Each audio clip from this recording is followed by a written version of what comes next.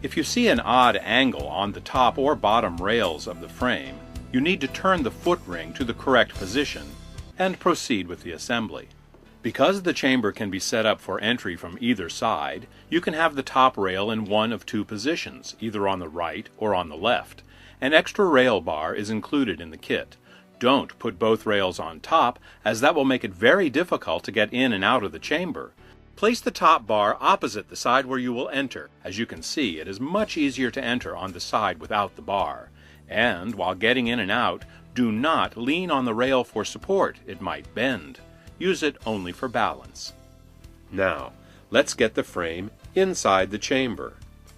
By putting the frame inside the chamber, disassembled, and waiting until the chamber is inflated to assemble it, it will be much easier to install. To do this, go inside the chamber and have someone hand you the frame pieces. Now, turn on the compressor and zipper and buckle them in place.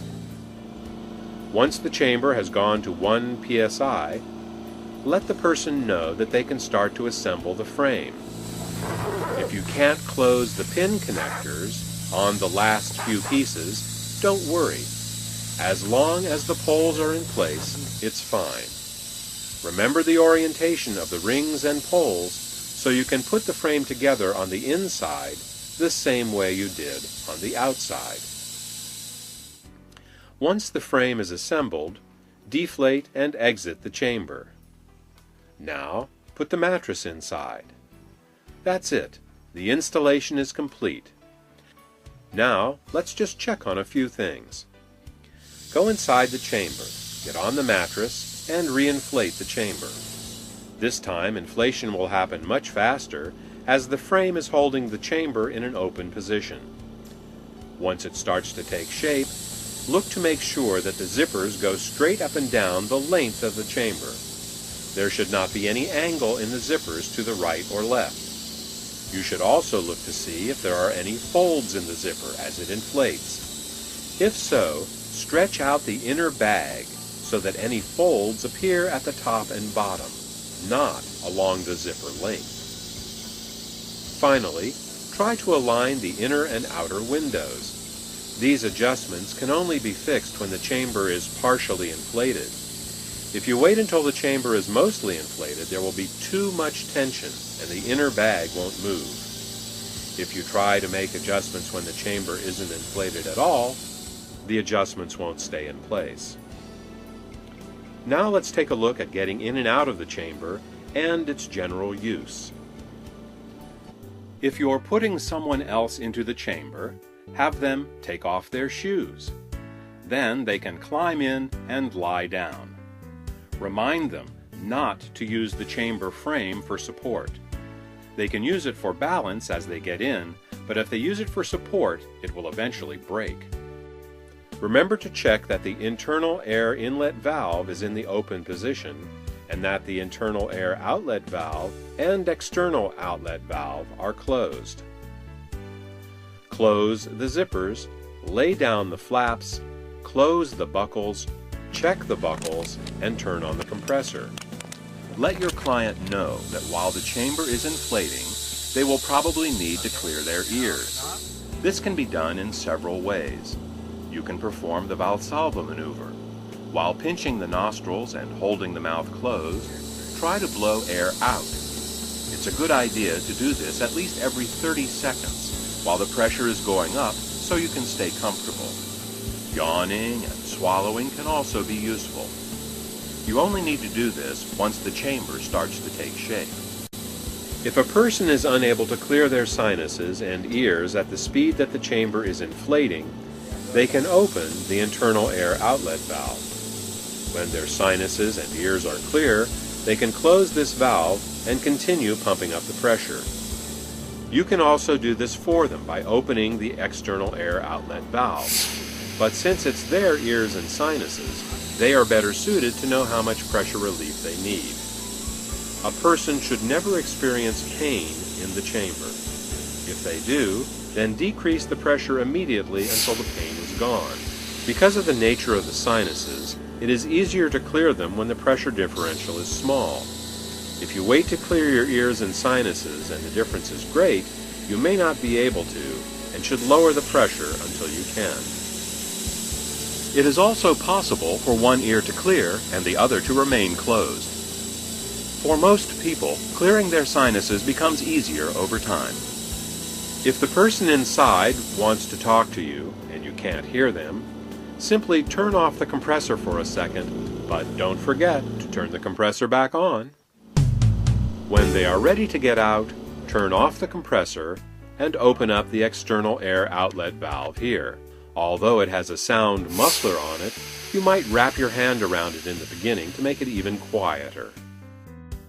Once the pressure is down to 1 psi, you can disconnect the air inlet hose. The chamber deflates more slowly at lower pressures, so disconnecting the air inlet hose at 1 psi will maintain a stable deflation rate. Typically, you want to decrease the pressure by about 1 psi per minute. However, if you need to get a person out quickly, take off the hose here and pull up on the blow-off valves here and here. This will decompress the chamber very quickly. This maneuver can also be executed by the person inside. Pushing up with the finger against the blow-off valve will release air quickly. This should be done only if circumstances demand it, as it may be hard on the sinuses of the person inside. Rapid decompression can also cause a momentary fog to appear inside the chamber. Decompression fog is harmless and nothing to be concerned about. Once the pressure gauge reads about 1/4 psi, you can open the buckles like this, then open the zipper. Move the flap nearest you out of the way, reach in with your hand to help the person out, and you're done. To use the chamber by yourself, prepare the hoses and valves as discussed earlier. Unlike when you put another person into the chamber, solo operation requires the internal zipper to be open and the external zipper closed. One option is to close the bottom buckle from outside the chamber. This is a matter of personal preference. Now, turn the compressor on and climb in. While lying down, first grab the two flaps and rotate them inward, and hold them out of the way with your knees. If you try to sit up, you won't be able to close the buckles. Now, grab the tan fabric below the buckles, not the buckles themselves. Align them and pull them closed. There are a total of 6 buckles. If you've already done the bottom buckle on the outside, you have 5 more to close on the inside. Now press on each buckle to make sure that they are really closed. Now put the flaps in place over the zipper. It doesn't matter which one goes on top, but remember they shouldn't cross over each other. Now, if you can, put your feet up on the inner bag to get a little tension on the zipper and pull it closed.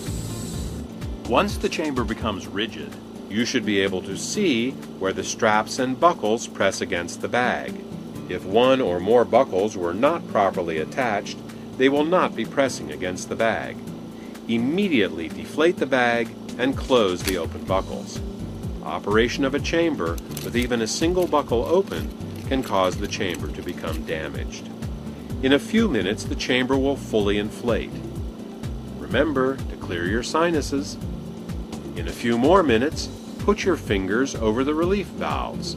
You should feel some gentle suction. You're now at full pressure.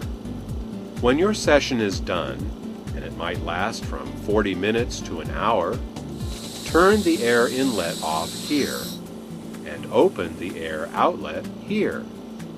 Then wait a few minutes. As soon as the chamber becomes soft, like this, unzip the chamber, move the flaps out of the way, and reach a hand through to open the buckles. Then you can climb out.